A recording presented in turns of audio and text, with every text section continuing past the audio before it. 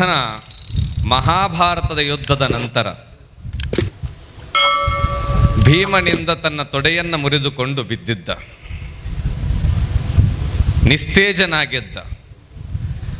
ಶರೀರದಲ್ಲಿ ಯಾವ ಬಲವೂ ಅವನಲ್ಲಿ ಇರಲಿಲ್ಲ. ಇನ್ನೇನು ಸ್ವಲ್ಪ ಹೊತ್ತು ಅವನನ್ನ ನಾಯಿ, ನರಿಗಳು, ತೋಳಗಳು, ಕಾಡಿನೊಳಗಿರುವ ಮೃಗಜಾತಿಗಳೆಲ್ಲವೂ ಹರಿದು ಹೊಂಚಿ ತಿನ್ನಬೇಕು. ಆ ಸಂದರ್ಭ ಒಂದು ನರಿ ಬರುತ್ತೆ. ನರಿ ಬಂದಾಗ ಮೊದಲು ಒಂದು ಕಾಲು ಕಳ್ಕೊಂಡಿದ್ದಾನ, ಒಂದು ಕಾಲಿನ ಮೇಲೆ ಬಿದ್ದಿದ್ದಾನ. ಯಾರು? ನಾ ಅಲ್ರಿ, ದುರ್ಯೋಧನ. ದುರ್ಯೋಧನ ಬಿದ್ದಾಗ ನರಿ ಅವನ ಕಾಲಿಗೆ, ಅವನ ಪಾದಕ್ಕೆ ಬಾಯಿ ಹಾಕಿ ಆ ಮಾಂಸವನ್ನು ತಿನ್ನಬೇಕು ಅಂದಾಗ ಆ ಮರದ ಮೇಲಿರುವಂಥ ಕಾಗೆ ಹೇಳ್ತಂತೆ, ಹೇ ನರಿ, ಮಾ ಖಾದಯ್ಯತು, ಅದನ್ನು ತಿನ್ನಬೇಡ. ಅಲ್ಲ, ಮಾಂಸವನ್ನು ತಿನ್ನೋದೇ ನಮ್ಮ ಧರ್ಮ, ನೀನು ಅದನ್ನು ತಿನ್ಬೇಡ ಅಂತ ಹೇಳ್ತಿದ್ಯಲ್ಲ ಕಾಗೆ. ಕಿಮರ್ಥಂ ನ ಕಾದಾಮೆ, ನಾನು ಯಾಕೆ ತಿನ್ನಬಾರ್ದು ಹೇಳು ಅಂದಾಗ ದುರ್ಯೋಧನನಿಗೆ, ಆ ನರಿಗೆ ಹೇಳ್ತಂಥದ್ದು ಕಾಗೆ, ನೋಡು, ಆ ಪಾದ ತನ್ನ ಆಯುಷ್ಯ ವಿಹುದರೊಳಗಾಗಿ ಒಂದೇ ಒಂದು ದಿನ ಮಹಾತ್ಮರ ದರ್ಶನಕ್ಕಾಗಿ ನಡೆದುಕೊಂಡು ಹೋಗಲಿಲ್ಲ. ಈಗ ರಬಕವಿ ಇಂಥ ಕಾರ್ಯಕ್ರಮಗಳು ನಡೆದಾಗ ಬಿರಿ ಬಿಸಿಲಾಗಿ ನಾವು ಯಾಕೆ ಹೋಗೋಣ ಬಿಡೋ ಮರಯ್ಯ, ಆರಾಮ್ ಫ್ಯಾನ್ ಹಚ್ಕೊಂಡು ಎಸ್ಯಾಕ ಕುಂದ್ರೂ ಅನ್ನೋ ವಿಚಾರಧಾರೆಗಳು ಒಂದಿಷ್ಟು ಜನಕ್ಕೆ. ಆದ್ರೆ ಒಂದಿಷ್ಟು ಜನ ತಮ್ಮಂಗ ಸದ್ಭಕ್ತರು ಶರಣ ಬಂಧುಗಳೇ. ಮತ್ತು ವೈದ್ಯರು ಹೇಳಿದ್ರು, ನಾಡಗೌಡರು ಎಷ್ಟು ಚೆನ್ನಾಗಿ, ಬರೀ ಮಠಕ್ಕೆ ಬರ್ತಾರಂತ ಅಷ್ಟ ಭಕ್ತರಂತ ತಿಳ್ಕೊಬೇಡ್ರಿ, ಹೃದಯದೊಳಗೆ ಭಕ್ತಿರಬೇಕು. ಅಂಥ ಭಕ್ತರಿಗೂ ಅಲ್ಲ, ಎಂತಹ ಮನುಷ್ಯರು ಅಂತಂದ್ರೆ ಧರ್ಮ ಬೇಡ, ದೇವರು ಬೇಡ, ಉಪದೇಶ ಬೇಡ, ತಾತ್ವಿಕತೆ ಬೇಡ, ಅನುಭಾವ ಬೇಡ, ಯಾರಿಗೂ ಕೂಡ ಸಾಂತ್ವನವನ್ನ ಹೇಳಲಿಲ್ಲ, ಯಾರಿಗೂ ದಾನವನ್ನ ಮಾಡಲಿಲ್ಲ. ಅದಕ್ಕಾಗಿ ಕೈಗಳನ್ನು ತಿನ್ನಬೇಡ. ಕೊನೆಗೆ ಕಣ್ಣಿಗೆ ಬಾಯಿ ಹಾಕ್ತು ನರಿ, ಕಾಗೆ ಅವಾಗೂ ಕೂಡ ಬೇಡ ಅಂತು. ಯಾಕೆಂದರೆ ಕೃಷ್ಣ ಪರಮಾತ್ಮ ಮುಂದಿದ್ದಾಗಲೂ ಕೂಡ ಆ ಕಣ್ಗಳು ಕೃಷ್ಣನನ್ನು ನೋಡಿ ತೃಪ್ತಿ ಪಡಲಿಲ್ಲ. ತಲೆ ಬಾಯಿ ಹಾಕ್ಲಿಕ್ಕೆ ಹೋಯ್ತು, ತಲೆ ತಿನ್ಬೇಕಂತ ತಲೆಗೂ ಕೂಡ. ಯಾಕಂದ್ರ ಜಾನಾಮಿ ಧರ್ಮಂ ನಚಮೇ ಪ್ರವೃತ್ತಿ ಅನ್ನುವಂಥವ ದುರ್ಯೋಧನ. ಧರ್ಮ ಗೊತ್ತು, ಆಚರಣೆ ಮಾಡ್ಲಿಕ್ಕೆ ನನ್ನ ಕೈಲಿ ಆಗೋದಿಲ್ಲ. ಧರ್ಮ ಗೊತ್ತು, ಆಚರಣೆ ಮಾಡೋದಿಲ್ಲ.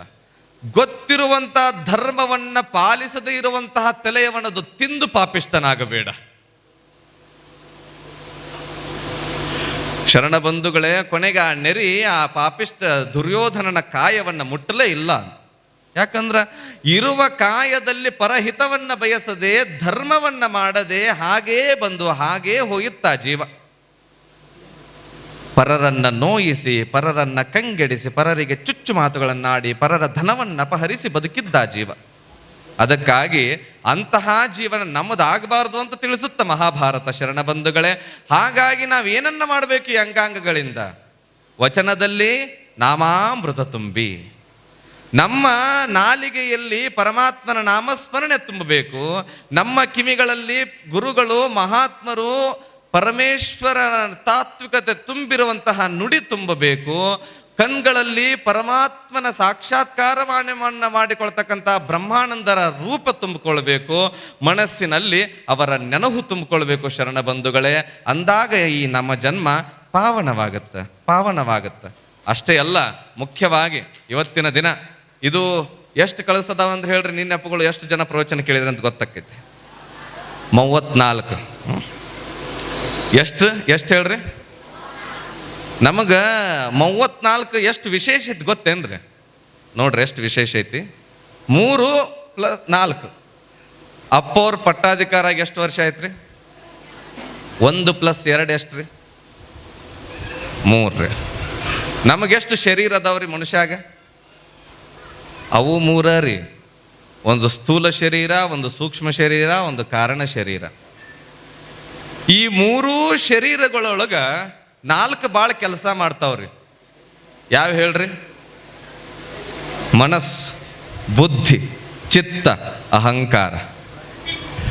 ಈ 3 ಶರೀರದಾಗ ಇವು 4 ಯಾವತ್ತು ಕೆಲಸ ಮಾಡ್ತಾವ್ರಿ. ಹಂಗ ನಾವು 34 ಕಳಸ ಯಾಕಂತಂದ್ರ ಶರಣ ಬಂಧುಗಳೇ, ಈ 3 ಶರೀರಗಳಲ್ಲಿ ಯಾವ 4 ಮನ, ಬುದ್ಧಿ, ಚಿತ್ತ, ಅಹಂಕಾರಗಳು ಬ್ರಹ್ಮಾನಂದ್ರ ಗುಡಿ ಮ್ಯಾಲ ಕಳಸ ಇಟ್ಟಂಗ್ರಿ. ಹಂಗ ನಾವು ಈ ಮೂರು ಶರೀರಗಳಲ್ಲಿ ಮನಬುದ್ಧಿ ಚಿತ್ತ ಅಹಂಕಾರಗಳು ಬ್ರಹ್ಮಾಂಡಂದ್ರ ಮೆಚ್ಚುವಂಗ ನಮ್ಮ ಶರೀರ ಇಟ್ಕೊಳ್ತೀವಿ ಅನ್ನೋ ಕಾರಣಕ್ಕೆ ನೀವೆಲ್ಲರೂ ಕಳಸ ಇಟ್ರಿ ಇವತ್ತು. ಹಾಗಾಗಿ ಮಹನೀಯರೇ, ನಮ್ಮ ಸಂಸ್ಕೃತಿ, ನಮ್ಮ ದೇವಾಲಯ, ನಮ್ಮ ಹೆಮ್ಮೆ.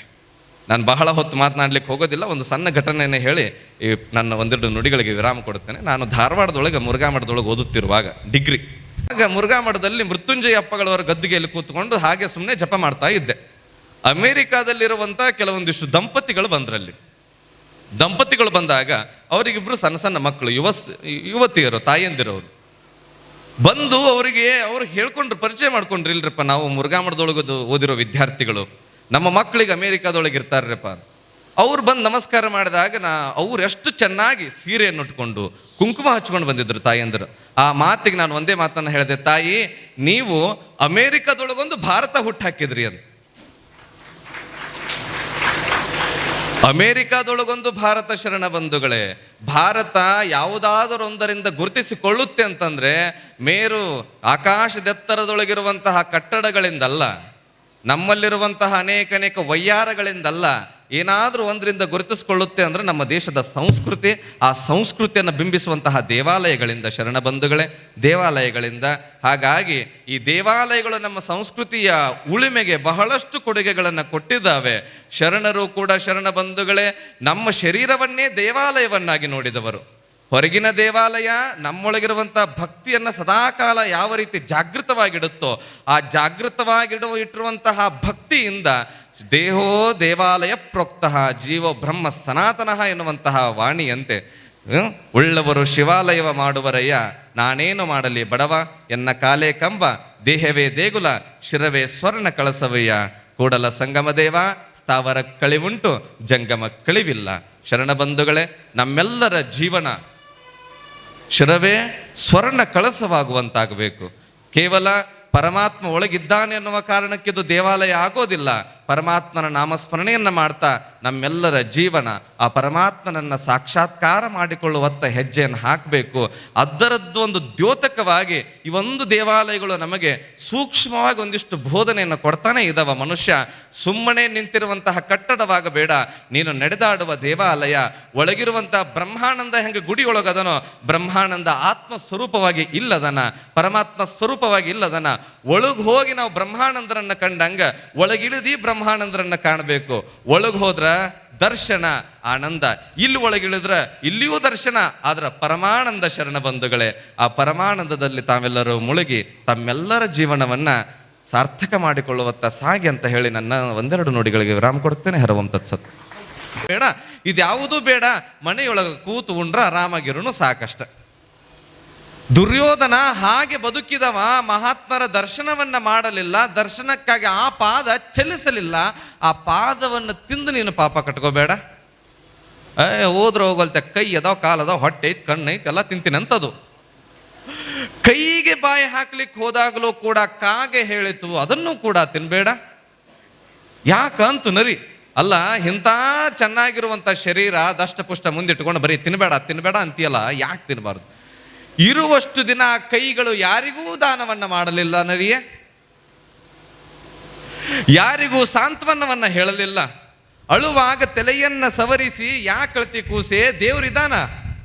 ಹೆಂಗ ದೇಸಾಯಿ ಅವರು ಮಾತನಾಡುವಾಗ ಏನೇನು ಇಲ್ಲದ ಅವರ ಜೀವನದೊಳಗ ಗುರು ಅದೃಶ್ಯವಾಗಿ ಬಂದು, ಕಂದ ಯಾಕೆ ಅಳ್ತಿದ್ಯಪ್ಪ, ನಿನ್ನ ಹಿಂದೆ ನಾ ಇದೀನಿ ಅಂತ ಆಶೀರ್ವಾದ ಮಾಡಿದ್ರಲ್ಲ ಬ್ರಹ್ಮಾನಂದರು. ಅಂತಹ ಜೀವನದೊಳಗೆ ನಮ್ಮ ಕೈಗಳು ಯಾರಿಗೂ ಕೂಡ ಸಾಂತ್ವನವನ್ನ ಹೇಳಲಿಲ್ಲ. ತಲೆ ಸವರಿ ಯಾಕೆ ಕಳ್ತಿದ್ದಿ ಕೂಸೆ, ನಾನಿದ್ದೀನಿ ನಿನ್ ಜೊತೆ ಅಂತ ಹೇಳಲಿಲ್ಲ. ಮಕ್ಕಳು ಎಕ್ಸಾಮ್ಗಳಲ್ಲಿ ಫೇಲ್ ಆದಾಗ ಇದೇನೋ ಎಕ್ಸಾಮ್ ಕೂಸೆ, ಜೀವನ ಇನ್ನೂ ದೊಡ್ಡದದ, ಜೀವನದೊಳಗೆ ಸಾಧಿಸೋದು ಬಹಳ ಅದ, ನೀನ್ ಆರಾಮಾಗಿರು, ಮತ್ತೊಂದು ಎಕ್ಸಾಮ್ ಕಟ್ಟು ಅಂತ ಈ ಕೈಗಳು ಸೌರ್ಲಿಲ್ಲ. ಎಕ್ಸಾಮ್ ಪಾಸ್ ಆಗೋದಾಗಿ ನಿನ್ನ ಮ್ಯಾಲ ಎಕ್ಸಾಮ್ ಎಲ್ಲ ಫೀ ಕಟ್, ನನ್ನ ಜೀವನ ಲಾಸ್ ಆಯ್ತಂತ ಕಪಾಳಿಗೆ ಹೊಡೆದವ ಇವು ಕೈ. ಶರಣ ಬಂಧುಗಳೇ, ಅಂತಹ